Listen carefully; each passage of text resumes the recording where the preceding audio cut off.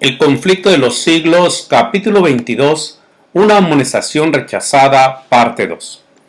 En el mes de febrero del mismo año, el profesor Finney del Colegio de Oberlin dijo: hemos podido comprobar el hecho de que en general las iglesias protestantes de nuestro país han sido o apáticas u hostiles con respecto a casi todas las reformas morales de la época.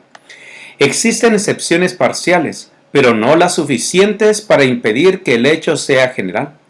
Tenemos además otro hecho más que firma lo dicho, y es la falta casi universal de influencias revivadoras en las iglesias. La apatía espiritual lo penetra casi todo y es por demás profunda. Así lo atestigua la prensa religiosa de todo el país. De modo muy general, los miembros de las iglesias se están volviendo esclavos de la moda. Se asocian con los impíos en diversiones, bailes, festejos, etc. Pero no necesitamos extendernos largamente sobre tan doloroso tema. Basta con que las pruebas aumenten y nos abrumen para que demostremos que las iglesias en general están degenerando de un modo que da pena. Se han alejado muchísimo de Dios y Él se ha alejado de ellas. Y un escritor declaraba en el Religious Telescope, conocido periódico religioso: jamás habíamos presenciado hasta ahora un estado de decadencia semejante al de la actualidad. En verdad que la Iglesia debería despertar y buscar la causa de este estado aflictivo, pues tal debe ser para todo aquel que ama a Sión. Cuando recordamos cuán pocos son los casos de verdadera conversión, y la impenitencia sin igual y la dureza de los pecadores, exclamamos casi involuntariamente: ¿se ha olvidado Dios de tener misericordia? ¿O está cerrada la puerta de la gracia?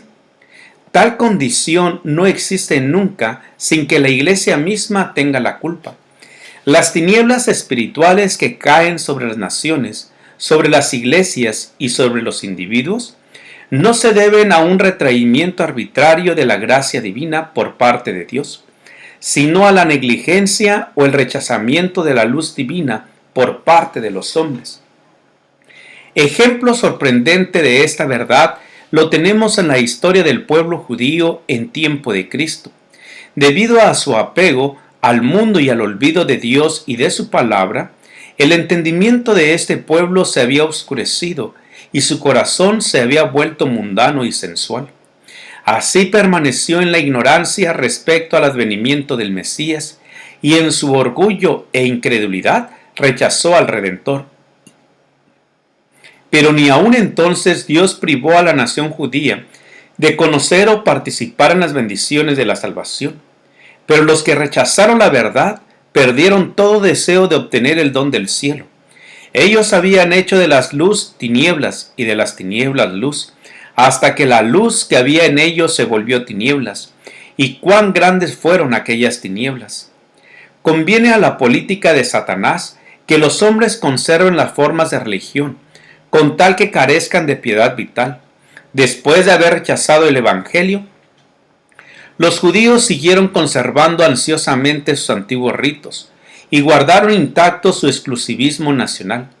Mientras que ellos mismos no podían menos que confesar que la presencia de Dios ya no se manifestaba más entre ellos, la profecía de Daniel señalaba de modo tan exacto el tiempo de la venida del Mesías y predecía tan a las claras su muerte, que ellos trataban de desalentar el estudio de ella. Y finalmente, los rabinos pronunciaron una maldición sobre todos los que intentaran computar el tiempo. En su obcecación e impenitencia, el pueblo de Israel ha permanecido durante 1800 años indiferente a los ofrecimientos de salvación gratuita, así como a las bendiciones del Evangelio, de modo que constituye una solemne y terrible advertencia del peligro que se corre al rechazar la luz del cielo. Donde quiera que esta causa exista, seguirán los mismos resultados. Quien deliberadamente mutila su conciencia del deber porque ella esté en pugna con sus inclinaciones, acabará por perder la facultad de distinguir entre la verdad y el error.